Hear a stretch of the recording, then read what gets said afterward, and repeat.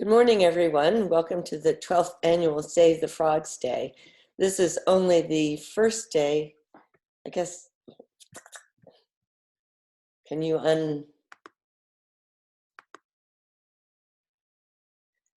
This is the second annual Save the Frogs Day for Pittsford. And some of you may have remembered that their day was rainy and sleety, and we had beautiful banners up. This year it's beautiful and sunny, and we can't go out and we can't have banners. But there's always a trick in everything we do. And now I want to introduce all of the beautiful presenters one at a time. And our first speaker is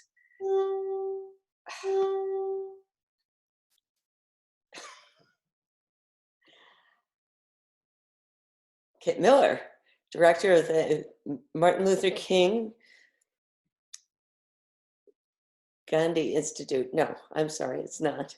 It's the MK Gandhi Institute for Nonviolence since 2009. And she's going to talk about this subject.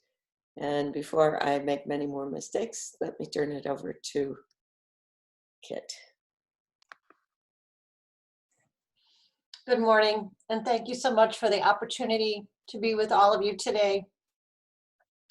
I appreciate Margot and also Patty for all the work she's doing, pulling all of us together, and all the gifted, talented presenters that I've had a chance to spend a few minutes with so far preparing for this. I love the idea of a frog house. I love the idea of it when I first heard of it. And I'm especially interested in frogs because they're an indicator species. As many of you may know, frogs are one of the species that help the rest of creation to know when we are getting in trouble. And when I think about the frog house, it turns my mind to a conversation that I had several years ago in Washington, D.C. with Martin Luther King III, Dr. King's son, who talked and frequently speaks about his father's concept of a world house, which is the final chapter in Dr. King's final book, Where Do We Go From Here, Chaos or Community? It's a wonderful book for those of you who haven't read it. I'm just finishing a reading group through the Gandhi Institute looking at it. And it just feels utterly timely right now. I want to read a little passage from it. The stability of the large world house, which is ours, will involve a revolution of values to accompany the scientific and freedom revolutions engulfing the earth. We must rapidly shift from a thing-oriented society to a person-oriented society. When machines and computers, profit motives, and property rights are considered more important than people, the giant triplets of racism, materialism, and militarism are incapable of being conquered. So I want to relate this idea of the frog house to this world house, and it's wonderful in some ways, being sheltering in place in some ways as a unifying effect that everyone and the planet for the first time is undergoing the exact same set of circumstances. The manner in which we're experiencing them, of course, is radically different. If you're comfortably at home, comfortably have money in the bank, comfortably have internet access, it's a whole different world than folks who don't. King wrote about this triple effect of racism, which we know is unmitigated, and in many ways very impacting people with COVID right now. The deaths of elders in African American and other communities is much higher rate than white. We know that income inequality is at a historic high. And we know that militarism is also unchecked since in the 50 years since King wrote his prophetic words. Right now, as most of us are struggling, most county, city, and state budgets are getting drained. The military continues to receive and spend $80 million an hour for their work. A couple of years ago, I was curious about how much money Monroe County sends to the military in our federal income taxes.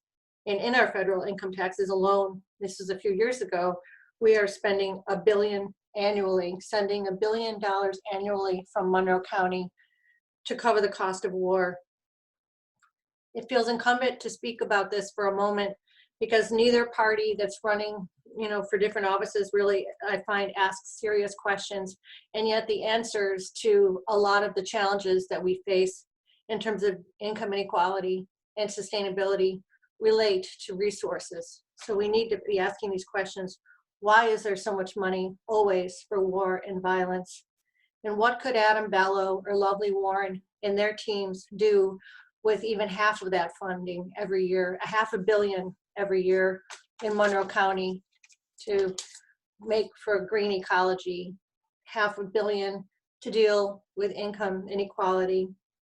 I just want to put that out to your moral imaginations. The result of all these unchecked inequalities is that all people are paying now. We're all paying in the degradation of our social environment, our spiritual well-being, and of course, creation itself is footing the heaviest bill for our species' shortcomings. The good news about all that is the resilience that every one of us also has. We've seen that in so many ways during this time, and we're of course seeing also news from the natural world about the underlying resilience that is still there when we have the chance to pull back. In the information about the air quality getting radically better in China, or as my friend sent me a video of frogs returning to beaches in Rio de Janeiro where the frogs hadn't been on the beaches in years. There's resilience there if only we could collaborate with it. I'm delighted today that one of the things you'll be learning about is about the ideas of permaculture from Patty Love. I think of permaculture as a nonviolent design system. And so I hope you'll learn from her and think about those principles, as well as listen to the calls to action from the other experts that will be joining us today. In the remaining time that we have today, I want to recommend to each of you the idea that nonviolence is an expression of human sustainability. And it's a way that we can care for ourselves and others, and a template for systemic design. I don't know about you, but I know that in my Catholic upbringing, somehow, even though I was taught to care for creation, I didn't really include the care. I didn't include myself in that care. So one of the radical things that we can do is to think about ourselves as part of creation, and how do we care for ourselves in that way. Our own lives can be a template for what's needed. Gandhi spoke of sustainability and consumption over a century ago.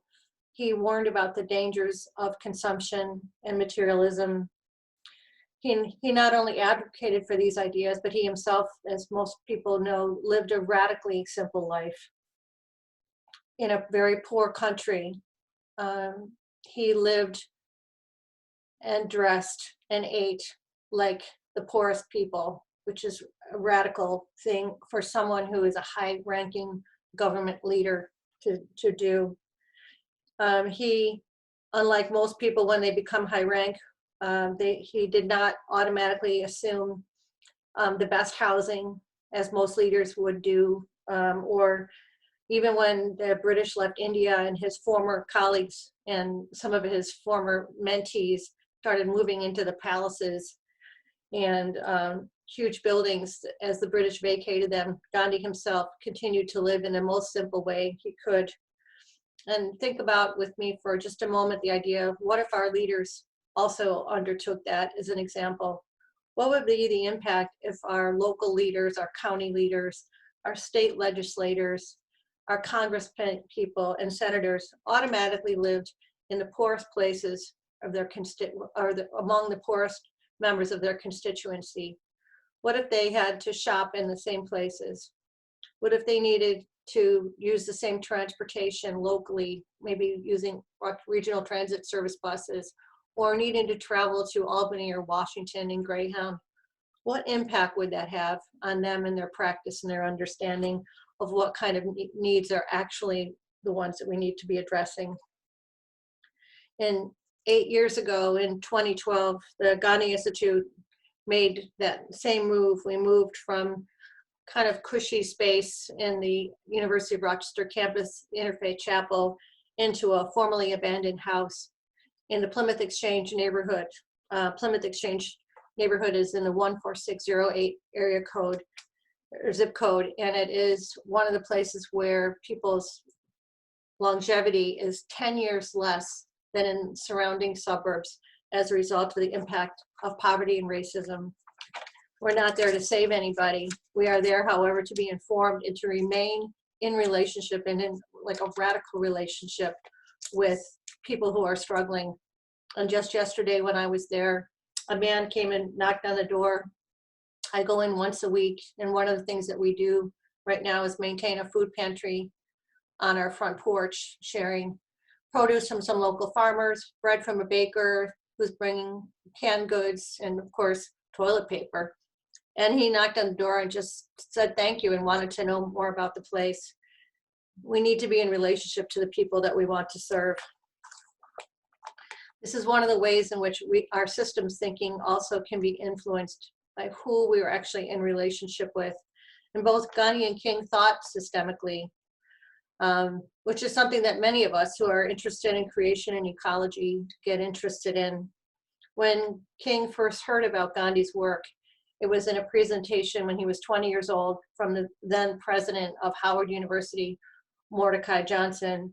And what King said was that afterwards he was electrified by the idea that love, which he'd only seen as something that was an interpersonal phenomena that would only take place between people, is something that the ethic of love could be lifted to a systemic force. That was what he saw when he first learned about Gandhi, and why he was an advocate for nonviolence throughout his life, hundreds of times in his writing, hundreds of times in his speaking, calling for a nonviolent strategy is the only way for all of us to make it out together. Like many of us, I've talked about systems and wanting to change systems for a long time. And I realized along the way that I needed to know more about what that meant. So a couple of years ago, I went back to school and got a master's degree in social innovation and sustainability, and was especially interested in studying systems and trying to understand, well, how can you advocate for changing systems? It seemed to me that so many of the systems that we have in place now that were originally set up to serve people are now actually the reverse has taken place, that people serve systems. So, but how do we change them? So I wanted to go and learn some of that. And from that study, I want to share two ideas with you today, and then open up some time for questions. One is the idea that the importance of collective and persistent grief work that all of us need to undertake. Long before COVID, the impact of our collective choices on the ecology of the planet has been a heartbreak. And if you're on this call right now, you share in that heartbreak with me. Processing our heartbreak together and processing it regularly is one of the ways in which we can keep ourselves sustainable. The system known as KIT, the system, each one of us is a system inside of a system. So for me, collectively processing sorrow, loss, grief is critical. I don't want to become numb. There's no such thing as being partially numb, as my teacher Joanna Macy asserts, and I believe it. So I want to be a person who's alive and grateful for creation. And the only way I know how to do that is continuing to grieve the losses that I experience and that all of us are experiencing collectively. And one of the gifts of this time is that at the Gandhi Institute, we've started 2 online grief and support circles, and everybody here is welcome to join them. They're Tuesdays and Thursdays, 75 minutes at 12 o'clock. It's been a joy starting to be joined by people from around the world in different parts of the United States. I hope you'll come and be with us sometime. Some people are afraid to do grief work. I think it's part of a warrior's path for us to be able to do that and to take care of our own sustainability in that way. The second things that I learned that I feel important today to share in terms of systems change relates to the idea of relaxing with conflict and being able to learn how to conduct it without contempt.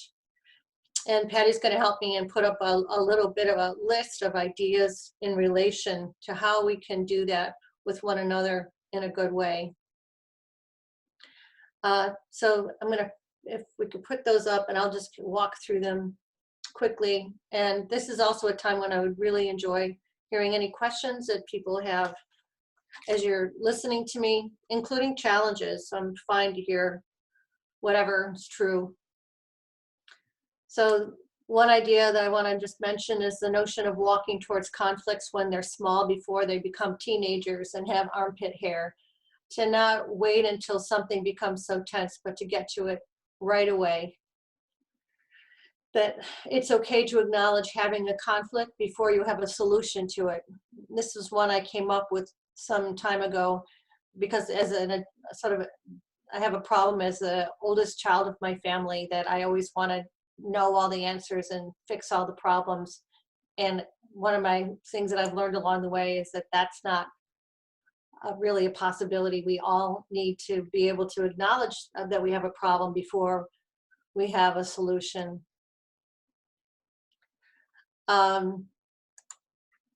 Change your language about conflicts. People are afraid of having or bringing conflicts. That's deep conditioning that all of us have. So use other words like a dilemma or a challenge or a pattern.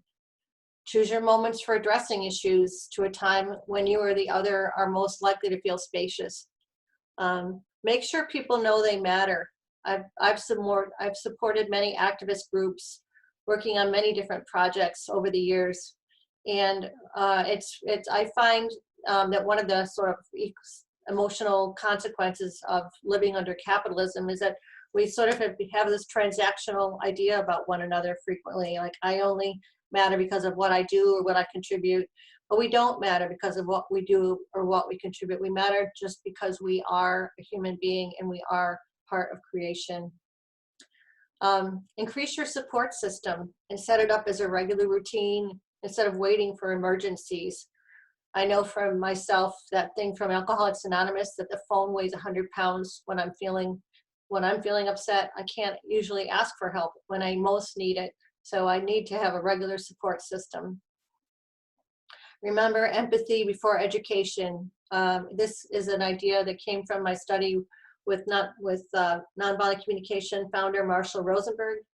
I also found it refreshing to see it 2 years ago in this wonderful book called Switch by two authors, Chip and Dan Heath, who say that educating people when they actually need empathy is like throwing someone a fire extinguisher when they're drowning. It's a good tool, but the wrong tool for the job. So remember to empathize and ask people how they're feeling or listen to the passion behind their words. And even when they're advocating for a political candidate that you don't get behind or some other strategy, listen for the care before telling them how they might need to be different. Double check for understanding, because what looks like resistance is often a lack of clarity. Most of us are trained to look like we're paying attention when we're not actually paying attention. I don't assume that people are actually paying attention to me anymore. I check and then double check. In highly charged moments, separate understanding from agreement. Understanding is the deeper need, even more than agreements. This was a piece of wisdom that I received from facilitating a conversation in the community a few years ago between women of color and women who are Jewish, both of whom were experiencing a tremendous amount of pain about the different kinds of oppression that their groups were experiencing and experience today. And it felt so important for us to be able to stay in the room with one another, to just focus on understanding. I don't need to agree with someone in order to understand them. And last, when I'm with someone that I really, really am struggling with, I actively seek something that person loves and remember it as a way to humanize them. It might be a child that they love, a hobby that they enjoy, anything that makes them human and builds a connection matters to me. The last thing I want to recommend, and then I see just one question from someone here, from Bonnie. Thank you, and I'm going to answer that. So if anyone else has any more questions in the last couple of minutes I've got, I'd love to hear them. But my last thing I want to recommend as well is to change your mindset about violence. We live in what now is undeniably the most violent society in human history, in terms of the resources and the outcomes that we have. And so all of us have been conditioned to think of violence as inevitable. We've even been trained to think of it as pleasurable. In order to change that conditioning, we need to tell ourselves and be exposed to different stories. So we've been working with a young woman, and we have designed an online nonviolence news journal that comes out every week, actually on Saturdays. It's called nonviolencenews.org, nonviolencenews.org. I highly recommend you taking in positive media, positive news, change your mindset about the fact of nonviolence, and especially as people who are interested in ecology and sustainability, many of the stories that are featured are these fabulous stories you might not hear otherwise about the kinds of resistance that people are taking and making on behalf of the planet itself. So Bonnie, you were asking about, do I think some of the positive environmental changes occurring because of COVID will remain when the lockdown ends? And the answer to that is I have no idea. And I don't know if anybody would. It would be nice to think of. I'm interested in also in what social changes that are occurring could still remain. It's not inevitable that things will get better after this. They could also get worse. So this is one of the reasons why this is a great time, during a time of so much fluidity, where we can become engaged and active in making changes, because things have gotten soft again. We've seen systems change that were resistant to change for years. It's a great time for us to get engaged and get active. And I'm seeing another question from one of the presenters that says, a question that many of us are struggling with is how to remain open and loving and to engage in dialogue with those that currently see the world so differently from us. I think especially when we feel such a sense of urgency. Thank you for that question. I think for me, urgency is definitely kind of the enemy of thoughtfulness. And so I try to remember that not to feel urgent in the moment about things, but to try instead to be grounded in human values. Urgency usually cuts me off from my own creativity. It leaves me open to be willing to do things that no matter what the costs are. So when I have urgency rising in me in a meeting or in a relationship, I try to just breathe through it and work with it and not let it dictate, because I'm not my best self when I'm feeling urgent. I hope that's helpful. Any other questions before I switch out? Thanks, Jackie. Kit, I'd like to ask you a quick question, Kit, do you have a tool that you teach people for learning to ground themselves in their bodies? We often work with centering breath. So one idea for that, thanks Patty, is we can do it. We could even spend some time right now is to just pay attention to the breath, and especially when a sense of urgency or stress is coming up, to mindfully extend your out breath a beat or two longer than the in breath. I often even do this like in restorative justice processes when I'm with people and they're stressed, or even in conversations on race. So to take an in breath that might last 3 beats, and an out breath that might last 4. That's a way we can tell our body that we're fundamentally safe and doing okay. Yep. Kit, you've just explained to me why I was a little fuzzy in my introduction of you, because I felt a great sense of urgency, and a few breaths would have been better to share with the group. You know, we feel urgent about things we care about. And so it's also a sign of care when we feel anxious or urgent or even angry. So we can use that to say, boy, I really care about this thing and I want it to go well in those moments. That's so sweet. Very comforting. Are there any other thoughts or questions from anyone? Well, I will introduce our next speaker. Thank you. Thank you so much, Kit. That was absolutely wonderful. It was obviously a professional who has spoken to the United Nations many times, or at least once. I'd like to know what you said to them and if they took action on what you said. Can you hear me? Oh, guess sorry. not. I thought it was a rhetorical question. Oh, I think there were some things that came out of that. I've been there 3 times now, and so some things it's just great.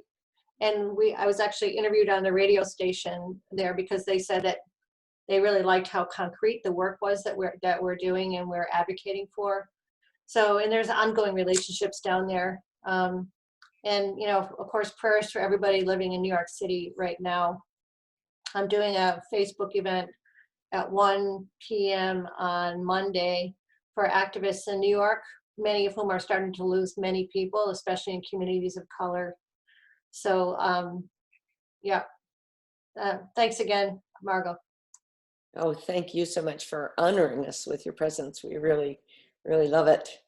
And looking forward to getting to know you better and coming to your dinners on Wednesday nights once a month when we can do that. Okay, I'm going to try to share my screen and introduce our next panelist, who is already there. You see her face. That's Jackie with a little longer hair than she had before. Oh, God.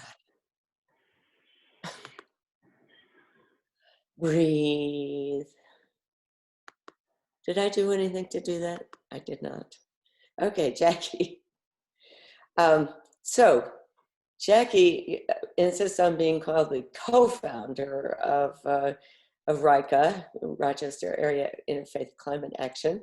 But she definitely has a major influence, and she was smart to understand that there are large groups that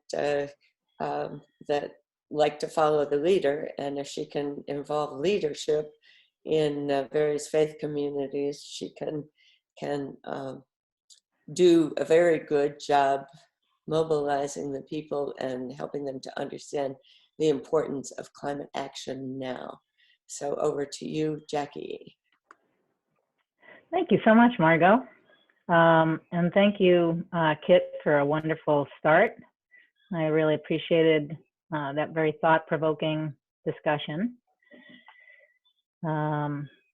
Really brings home our interconnectedness and how love is our greatest weapon, really, in combating the challenges that we face today. So thank you so much for that.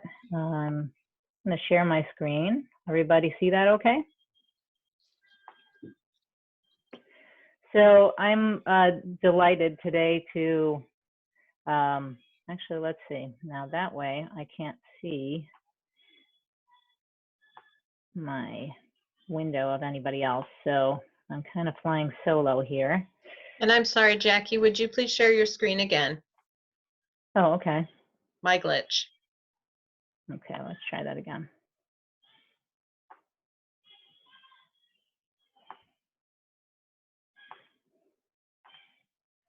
How's that? Wonderful. Okay, great. Now I can see everyone as well. So I'm delighted to be with you all this morning, and it's been really wonderful to get to know some of the other panelists. So thank you so much for that, Margot, as well, and to get to know you a little bit through this process that we briefly engaged in. So I'm love to be here today to talk about my favorite topic, which is how we can work together to care for the earth that we live on and all of the inhabitants of it, whether they be large trees or little tree frogs. And as Margot said, one of the ways that I think we can do it very effectively is through our interfaith communities. So RICA formed a little over a year ago, and our mission is, it stands for Rochester Area Interfaith Climate Action. And we're a group of individuals and organizations of faith in the Rochester area seeking to create a meaningful response to climate change. And in doing so, we acknowledge our common conviction to care for the earth and its people. And by working together, we want to share our resources, leverage our strengths, and magnify our positive impact.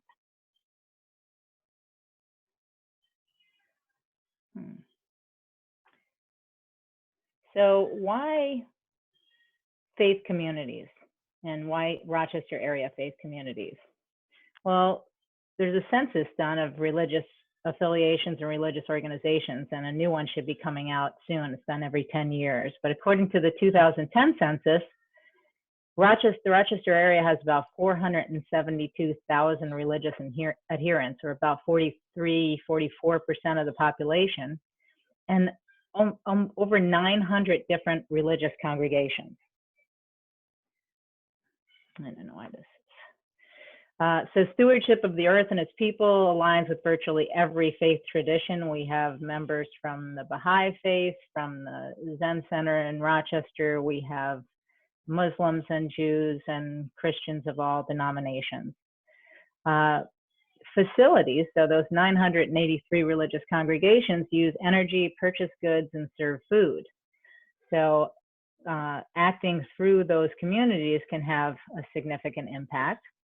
They also educate and provide moral leadership to their communities. And working together is a great way to engage people and reach new communities. So many faith communities are struggling with finding meaning and purpose and dwindling memberships. And this is a great way to engage particularly young people, but people in general in a cause that they can feel good about and work together on, and reach new people and help provide a win-win for our communities as well as our earth. Preserving resources also generates savings, and those savings can be funneled back into the community and the ministry of the House of Worship. So quite often, reducing our use of resources means spending less, whether it be on energy or materials, and that's a great way to free up additional resources that we can use to help those in need or carry out our mission. Another important reason for faith communities to be involved is the weakest and the poorest among us are those that are greatest affected by climate change. So again, kind of drawing on what Kit was saying, there's really an interconnectedness of our problems today, and we need to look at things from a systems perspective and really understand that if we want to address inequality or we want to address poverty, we really need to also be addressing climate change and thinking about those problems in a much different way and reinventing how we interact with our planet and with our people. And finally, just a call to action. So it's called Rochester Area Interfaith Climate Action. So action's right in our title. And we're trying to balance that with our urgency, that our mindfulness in the present, as well as our urgency to take action. So we certainly feel that now is the time for action. There are a lot of solutions that are really ready and available. And those that are not doing anything are choosing to take an action. That's inaction. So many people, the motivation for coming together in RICA was not really to develop anything new per se, but to provide a platform. So we consider ourselves a platform for sharing and collaboration. So some people might say, I'm just one person in one congregation, I can't really make a change. Or I don't have the time to research all the different options that there are. Where do I even start to begin? Or they might be saying, there's just so much information out there. These things are very technical, they're very confusing, it's not my thing. So RICA really comes in to address a lot of these questions by providing a reliable source of information through some of our research and our connections, as well as validation of best practices among our different faith organizations.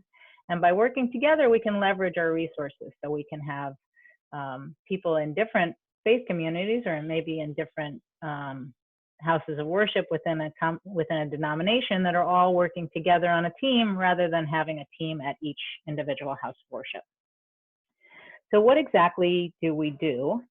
There are three main functions that RICA performs. We curate information. So we have a website that has information specific to faith-based communities and the Rochester area. So we have online resources. We put together summits and workshops. Unfortunately, our annual summit was due to be tomorrow, actually, April 26th. So we had to postpone it, and hopefully we will be pulling that together in the fall. But that's a great opportunity to get together with other people that want to work through their faith communities. And we provide lots of information and connect you with a lot of resources in the community. We also publish blogs on our website and send out emails with information. Facilitating sharing of ideas and best practices is another main way that we work, and trying to connect people to each other. So we have an online idea exchange, and as I mentioned, our summits and our meetings, we have a general meeting every quarter, as well as our summits once a year. And the third point is that we want to leverage and coordinate our resources to maximize our power and drive our collective effort. So many of the things that we've been doing in the first year have actually been just uncovering actions that are occurring already in houses of worship. And maybe they felt that they were alone, or they weren't having an impact. And when we look at them all together and aggregate them, we see that it's a very large impact that we can have as an interfaith community in Rochester. Similarly, we can put our muscle and our power behind campaigns. When we all work together, we can advocate and have particular impact in that way. We also have buying power. So when we're looking at, particular purchases that we make, we can work collectively to make smarter and greener choices, and maybe also save money in that way. And the last thing I want to mention, and I'll go over a few of them, is our campaigns. So we've been collecting different ways that faith communities are working effectively, and developing them into very easy, ready-to-go actions that you can take back to your house of worship and start. So you can do them as part of a comprehensive effort where you have a green team and you're working on really overhauling every effort of every aspect of your house of worship, from your liturgy to your facility to every part. Or you can just take one piece and make a small change in your community through a single campaign. So a few of the campaigns that we have going now that I just want to tell you about, and then I'll tell you how you can find more information about them on our website.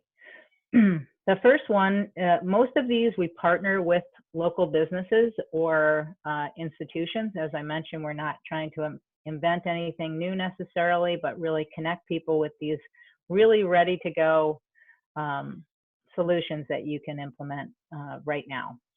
So community solar is one way that individuals or houses of worship can participate in solar energy production without putting solar panels on their roof.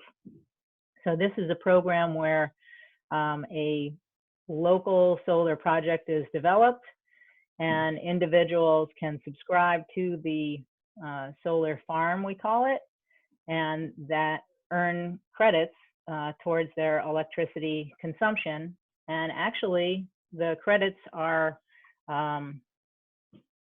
purchased at 90 cents on the dollar, so you can end up saving money as well as supporting local community solar. So just an example here, we partner with a company called Ampion, again, using our power to develop a relationship with a particular vendor and see our magnified impact. So right now we have 37 houses of worship generating over 4 million kilowatt hours of solar energy.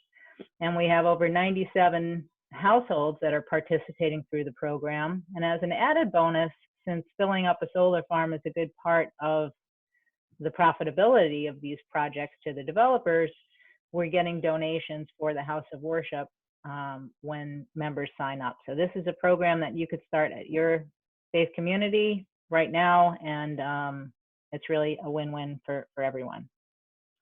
The next two, I'm not going to talk too much about because we're really happy to have both of our partners part of the panel today, and they'll be talking about it themselves. But composting services, we're partnering with a local wonderful firm, Impact Earth, that provides households composting service as well as drop-off services and commercial composting services. So we have a few different houses of worship that are either composting at their facility or doing a weekly bucket swap in their parking lots usually. So once a week, members come and drop off their full bucket and take an empty bucket and are able to participate in composting. I'll let Robert from Impact Earth talk about all of the environmental benefits and the reasons for doing that and why it's so good for climate change, fighting climate change, as well as really restoring our ecosystem and helping our frogs for Margot as well. Project Drawdown, they'll also be talking themselves about it, but part of what they do is providing a program that focuses on solutions and actions to empower people to engage in reversing climate change. And they have a couple of different programs, and often they conduct their programs in churches or houses of worship, and we are happy to partner with them and connect people with them to get them engaged and going with their programs. And the last program I wanted to just mention that's currently in process is called Unite for Nature.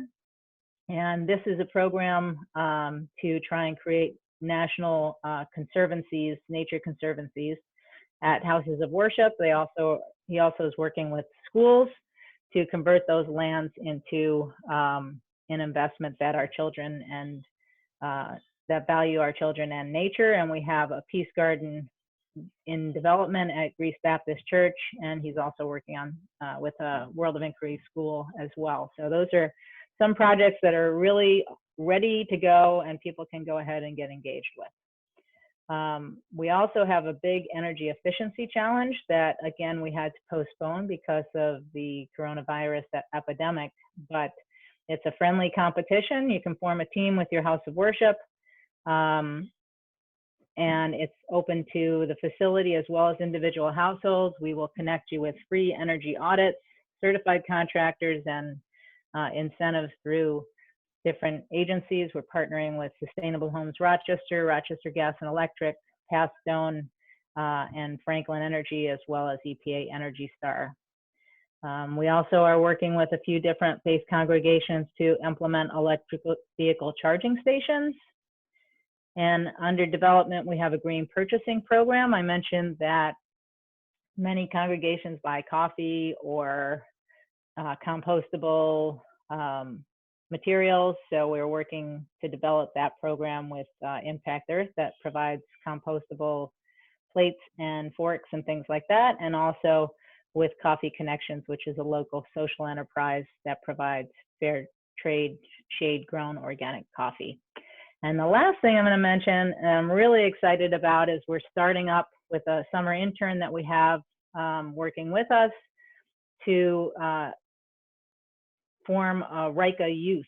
So this is a connection, an interfaith connection with the area's faith-based youth to work on something that's really exciting for them and engage them in both their faith communities and in fighting climate change. So watch that spot, and if you know of any youth that might be interested, please contact us through the website or contact me as we're getting it going. And my daughter is involved in this herself, and she's really excited about it, and they're thinking about some really interesting things that they want to work on together and how they want to work, and it's just really cool to watch.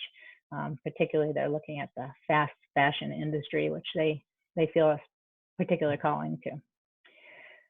So I don't really have a good way to see my clock unless I do that. So real quickly, this is our website. People can go out there and look at our RICA, www.rica.net, and they can find our website.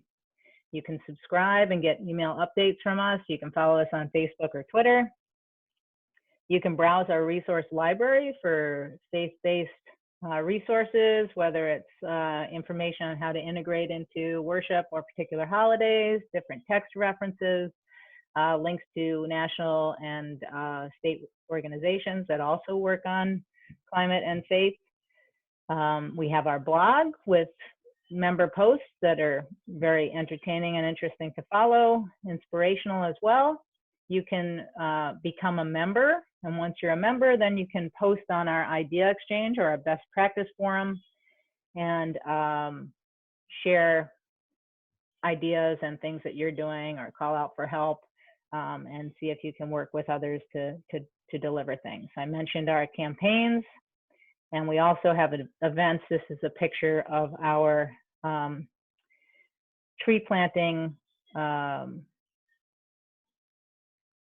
program that we did as part of the climate strike, where we planted trees at 4 different houses of worship: the Rochester Zen Center, McQuaid High School, Temple Beth Kodesh, and the church by 12 Corners in Brighton, and I can't think of the name of it. I apologize for that. So that's really all I had. It's a lot of information, but again, we're kind of action oriented, and hopefully we have a little time to discuss things and answer questions. For more information, please contact us at contact.rica.net@gmail.com. Please visit our website, www.rica.net, and check us out on Facebook and Twitter by typing in Rochester Area Interfaith Climate Action. So with that, I will stop sharing my screen and handle any questions. So let's see. Oh, do you see the question there from Bonnie? Hold on a second. I'm going to pull that up. Okay. Hey, Bonnie. Nice to hear from you. And I really appreciated your question. Actually, before I read your question now, I'm going to talk about your previous question to Kit, because I thought it was such an interesting question. And since I guess I have the microphone, I can do that. But it really reminds me, people have mentioned to me, gosh, the birds got so much louder through this whole COVID crisis. And it's really, although it's been very difficult and challenging, there's been much pain and suffering by many people. In some ways, it really has given us an opportunity to reflect, and has given the earth a well-needed rest, as you mentioned. So it really reminds me, as you know, of the concept of Shabbat. In Judaism, we also have other, other periods of rest every 7 years, and every 50 years we have a Jubilee years and Shemitah, a rest year as well.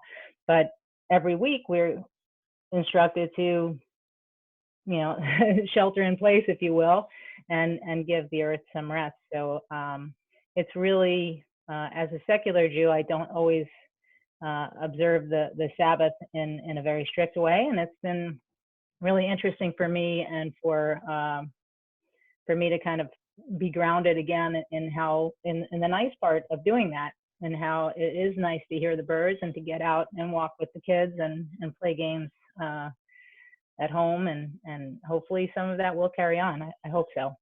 So the question from Bonnie is, Temple Beth Kodesh houses 3 other Jewish congregations and will be adding Temple Emmanuel after they sell their building. Are the other congregations involved? We are trying to engage all of those congregations. We actually are a little bit slow in trying to engage Temple Brit Kodesh as a facility, but when we do, we have planned to engage all of the other congregations that are there as well. So we've had some discussions with many of those congregations and with the Federation, but we actually haven't formally really started working with them. So Bonnie, if you have any ideas or connections on how we can get that going, I think we're all sort of in a little bit of a holding pattern right now, but hopefully we can engage with them very soon, and that is a good opportunity.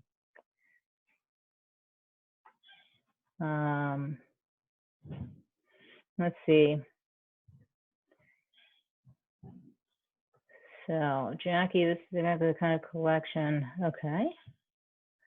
Where can I find the true energy cost to produce these environmentally friendly products? Example, how much energy to produce an electric car and the energy that I'd like to charge and where it comes from. So this is, a difficult question. And it's actually a field that I study and I practice professionally, which is called life cycle assessment. So it's a tool where we look at the full life cycle cost of a product or service, from the extraction of the raw materials all the way through the use phase of the product, and then the end of life and disposal of the product.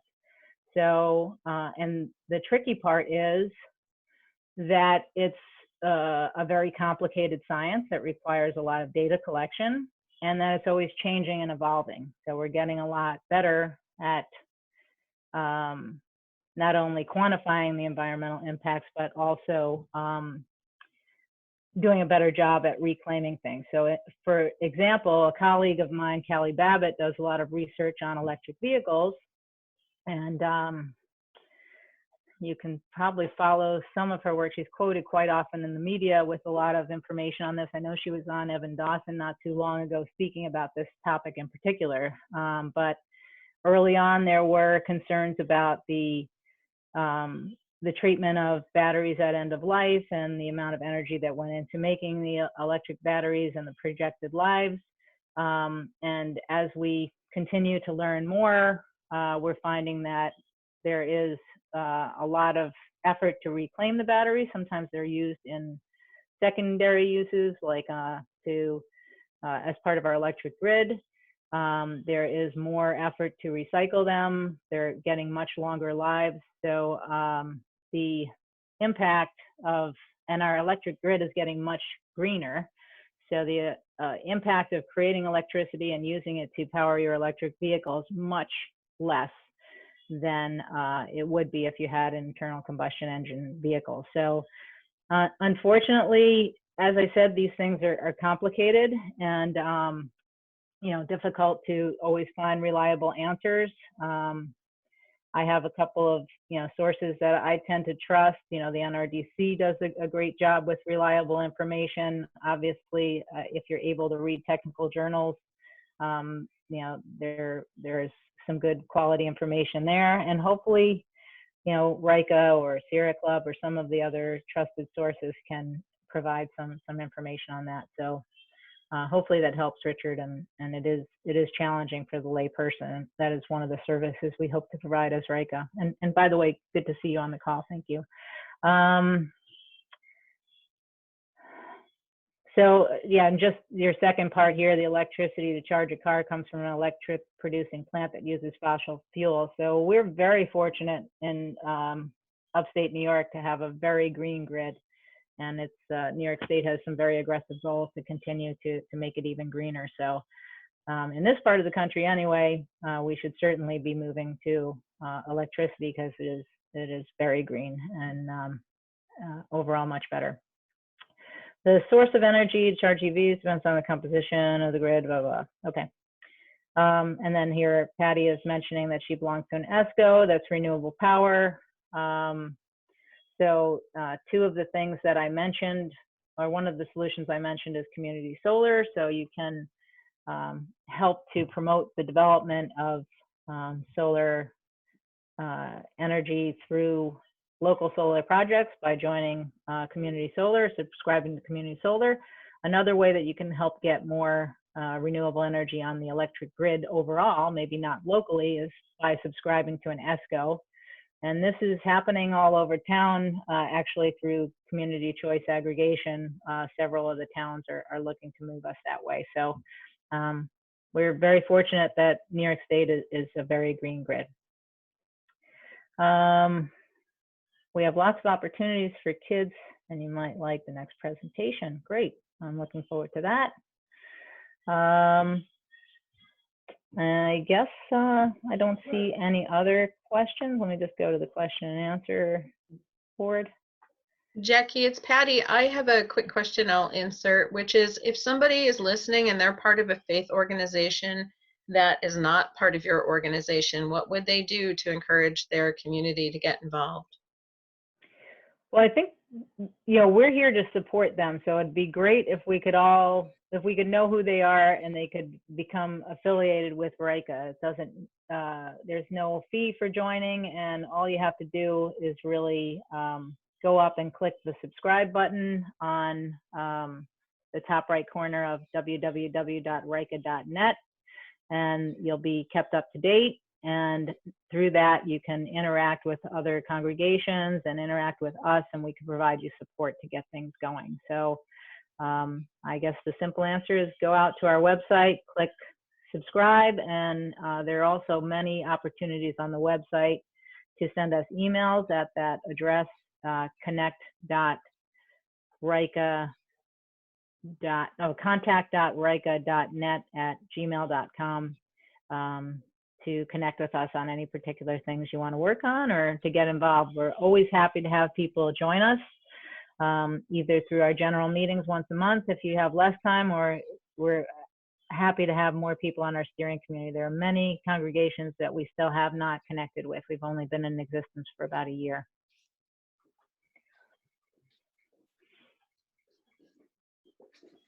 Jackie, I know you already have a doctorate in some subject, but I would say this project would earn you a second doctorate. So I'm curious, what was your background training, and was it related to doing just this? Well, my bachelor's degree is in engineering, and I actually had a career at Xerox for over a decade, where I was really pioneering the field of sustainability, although I didn't even know it because we didn't call it that at the time. And then went back to get a PhD.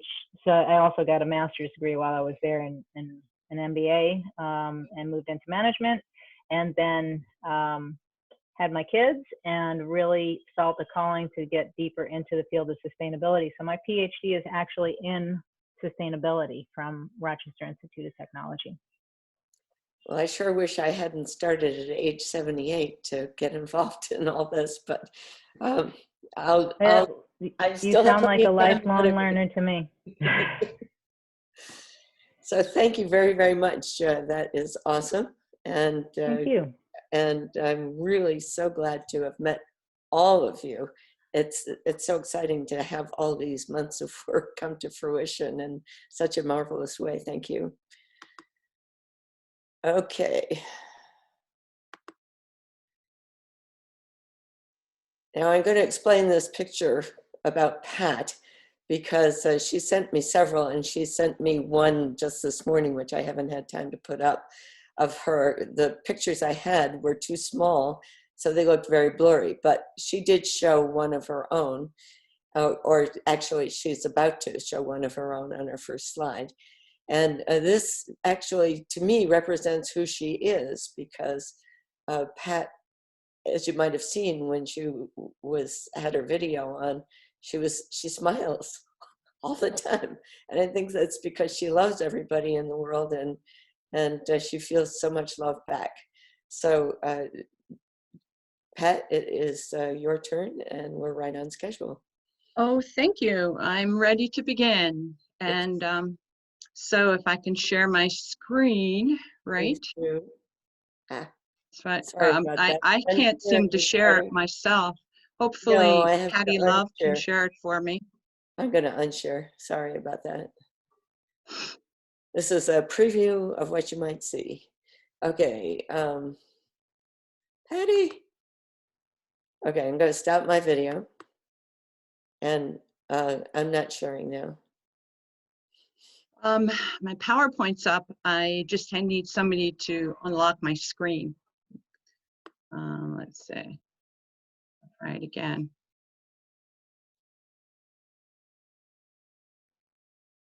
There, I guess I can show now. Okay, shrink that. As you can see, I'm here. And I am going to be showing you the book called Drawdown. Let's see.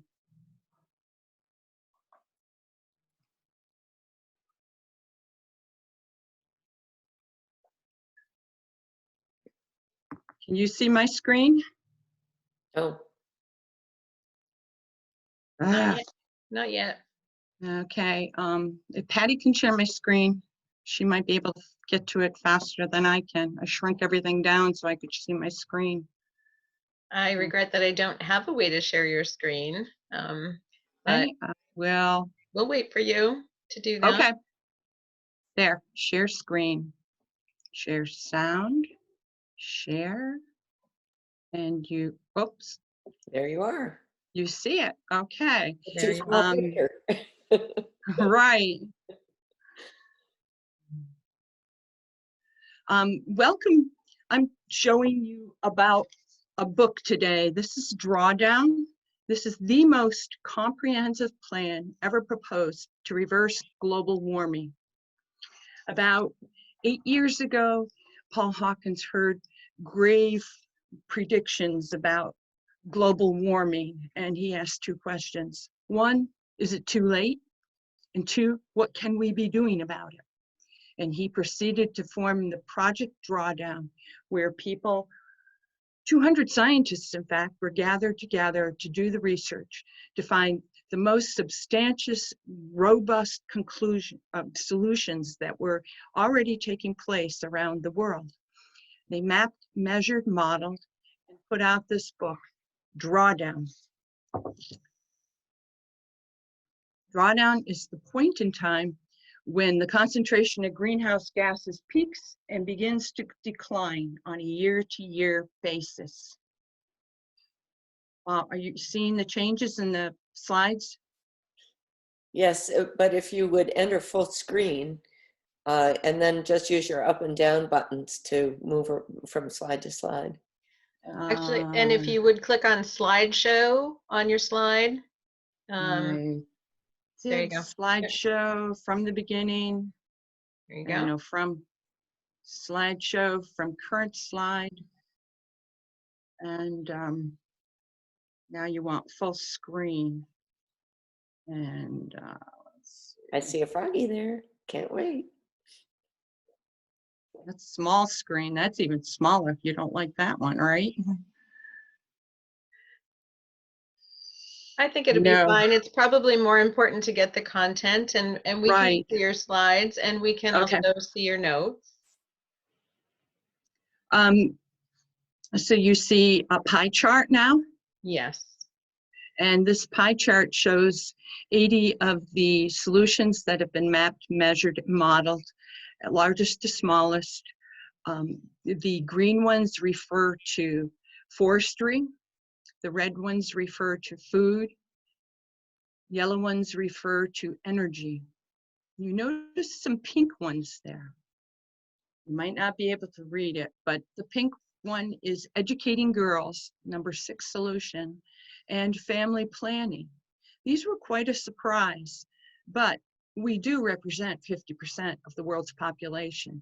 So if we can get around to doing the right things, everything will work better.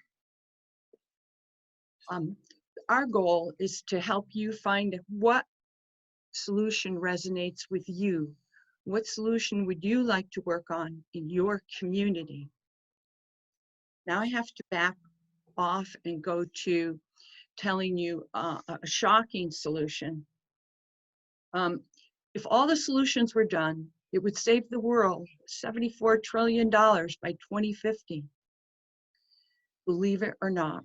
And many of these solutions have a ripple effect benefiting other people, lands, water, organisms, ecosystems. And so it's quite exciting. These solutions would be good to do, even independent of the fact that they reduce greenhouse gases, just for the benefits to mankind. Now, I'm coming from Pachamama Alliance of the Rochester area.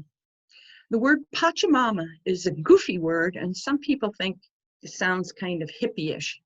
Well, it is. Turns out Pacha is the word for earth, and Mama, we all know, is mother. Back in the 1990s, the Anchor indigenous tribe in the Amazon rainforest dreamed of a grave danger to their people. Oil companies were poisoning their lands, and some people from California went down to see what could be done to help prevent the destruction. They learned how the Anchor would give thanks and gratitude in the beginning of each of their meetings.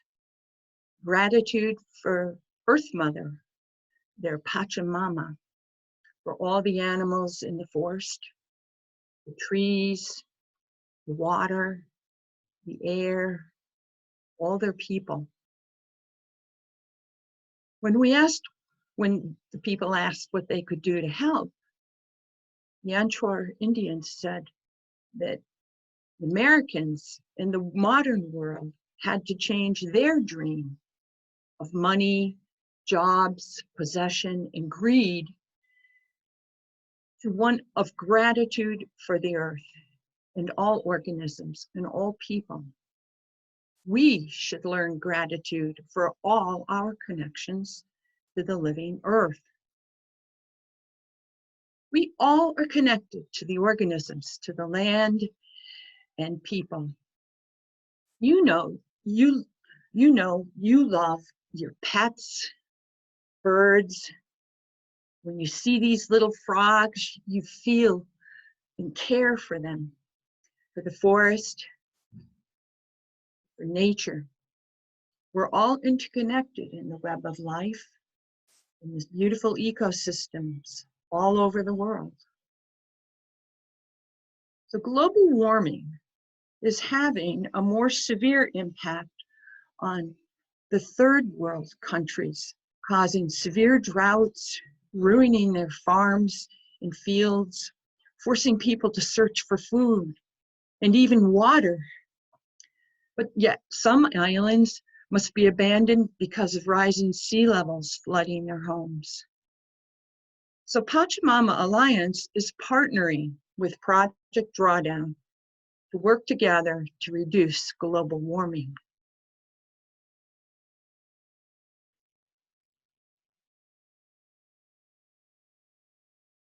Pachamama Alliance is an international organization working worldwide with a mission that is to bring forth an environmentally sustainable, spiritually fulfilling, socially just human presence on this planet.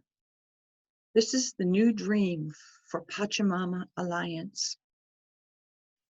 Project Drawdown has partnered with Pachamama Alliance to bring this message of hope that by working together at the community level, we can begin to reverse global warming. We must be the change. We can work together and make connections with our neighbors, co-workers, communities, churches, schools, nature clubs, to build a new and more loving, caring world for all people. We have one earth, one chance. So let's take it.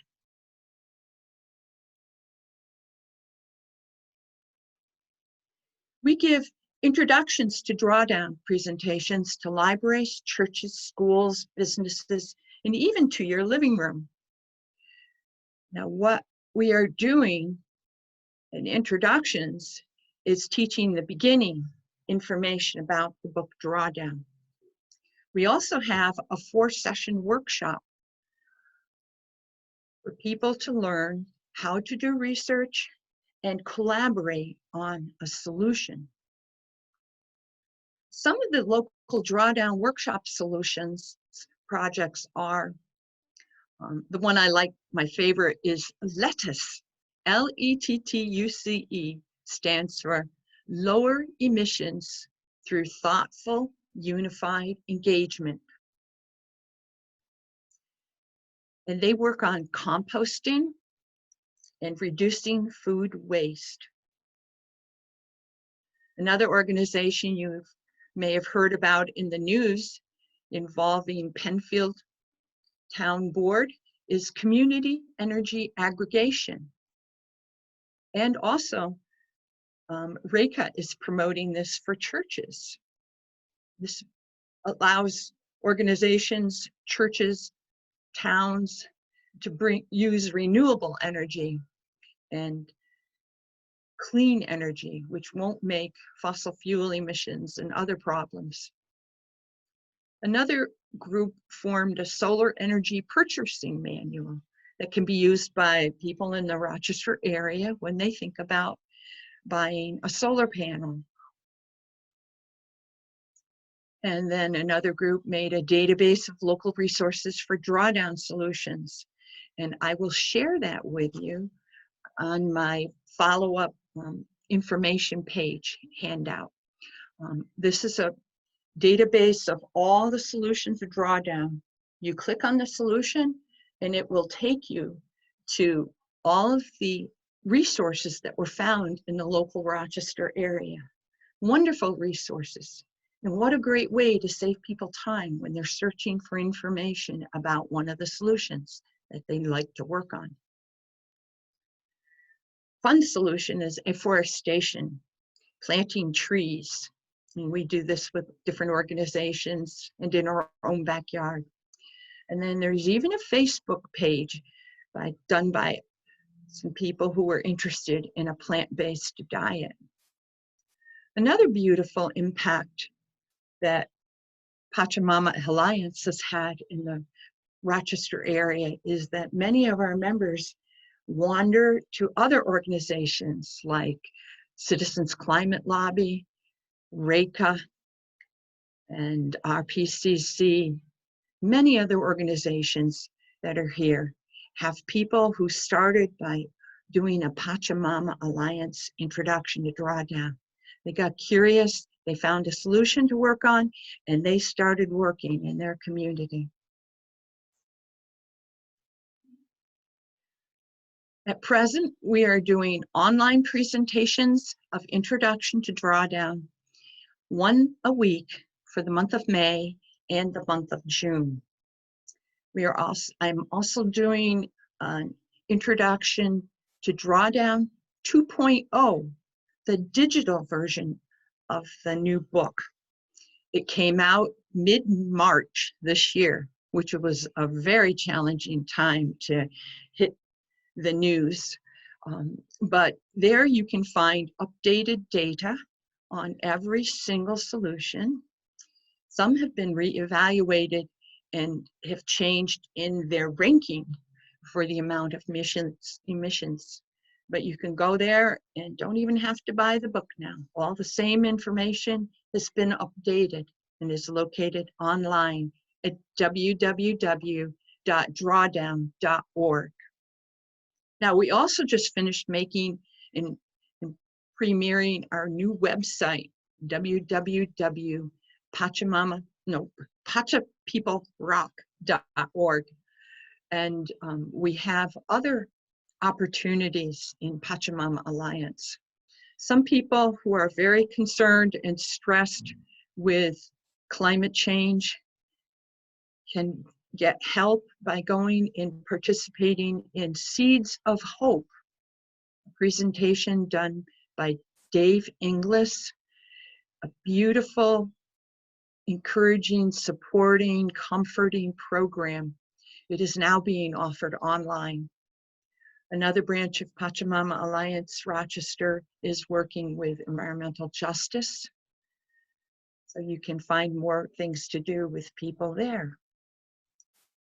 If you wish to get program, you can email me directly at parrotdrawdown@gmail.com. And the last email is the www.drawdown.org. Hope you've heard all this. And now I want to leave you with a few words from Catherine Wilkinson. She is the Vice President, Communications for Project Drawdown. I will take you there and hope you can hear her speak.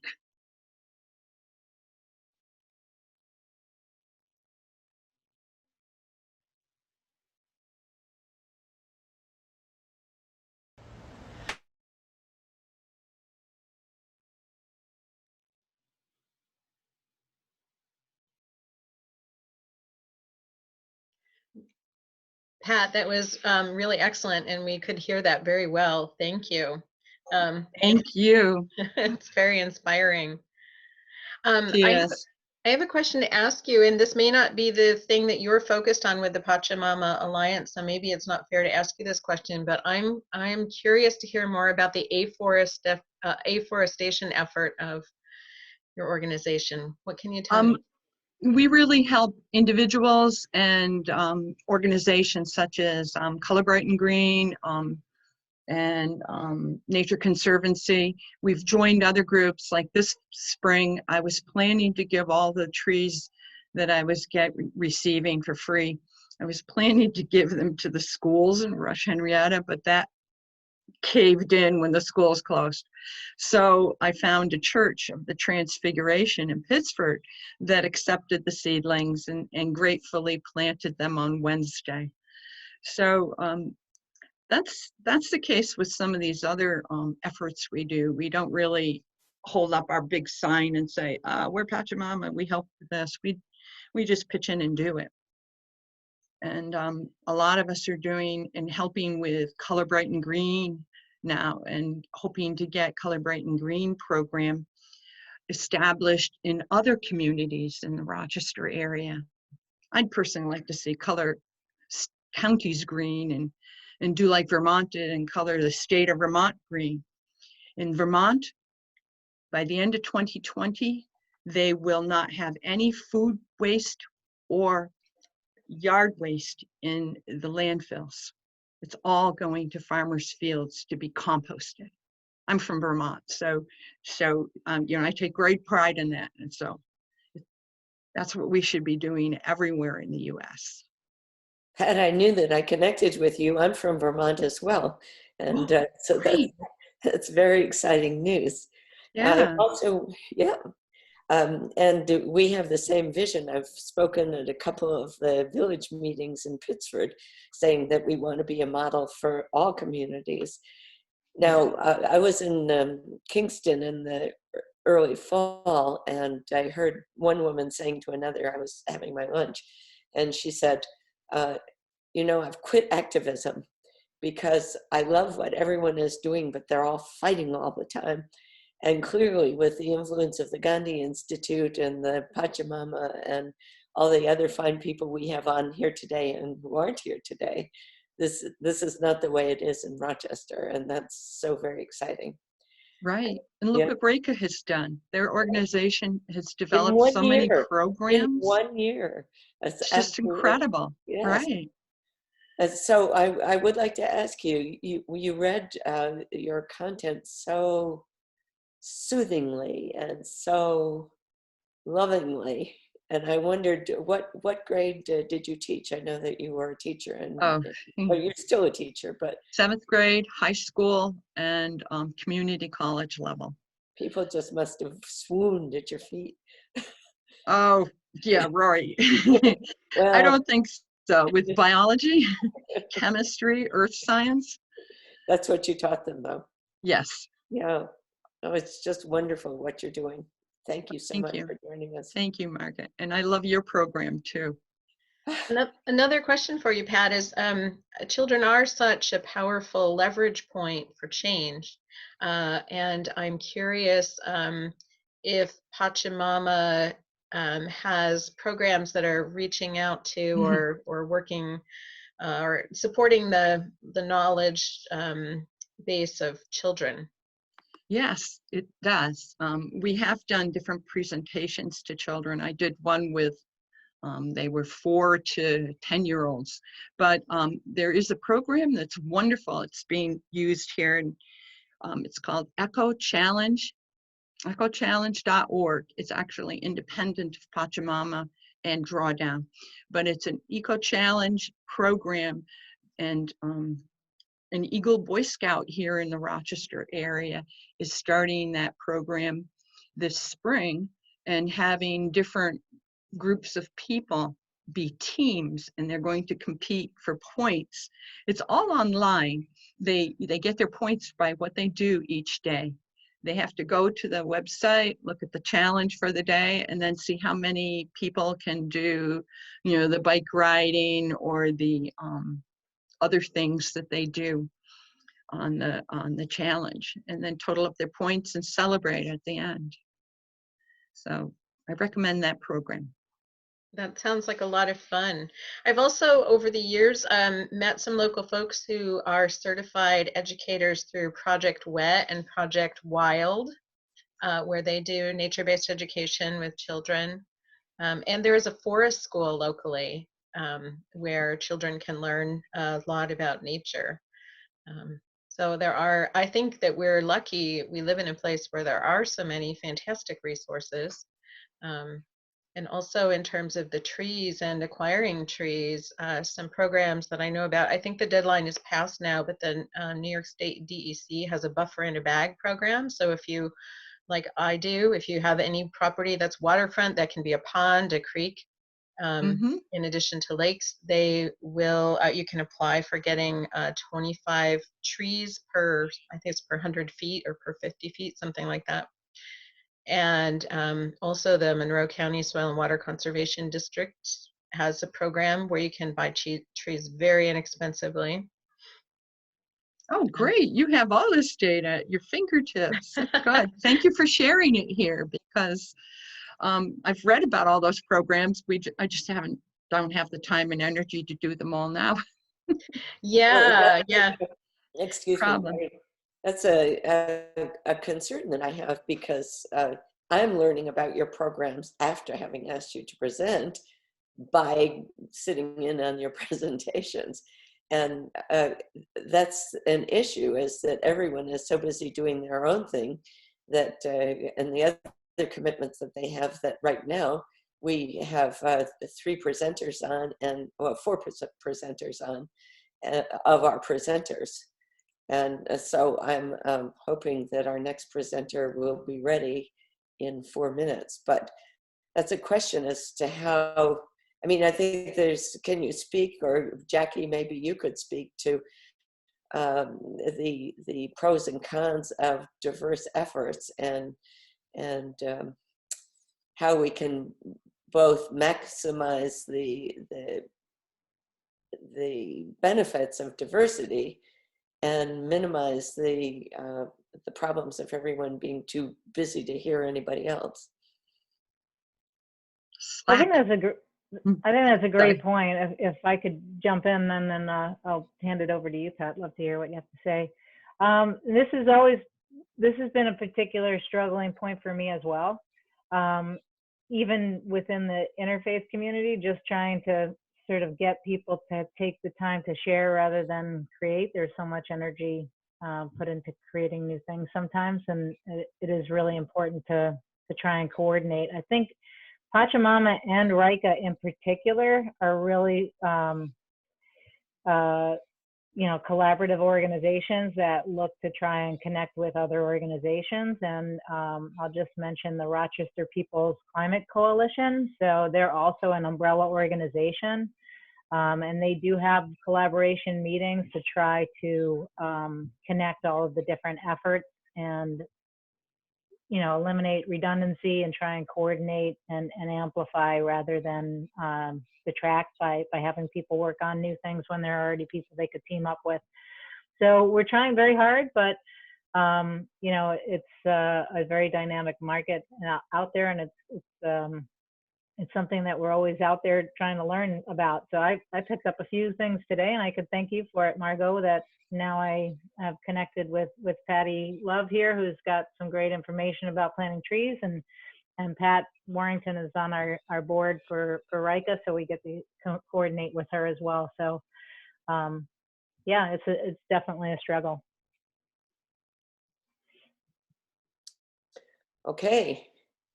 Are there anyone else?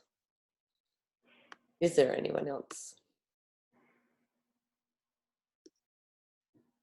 All right, well, Patty, we might as well go ahead with you. Let me show a picture. Yeah, thank you, Pat, for talking about Drawdown. You're going to hear some more about it. Oh, thank you.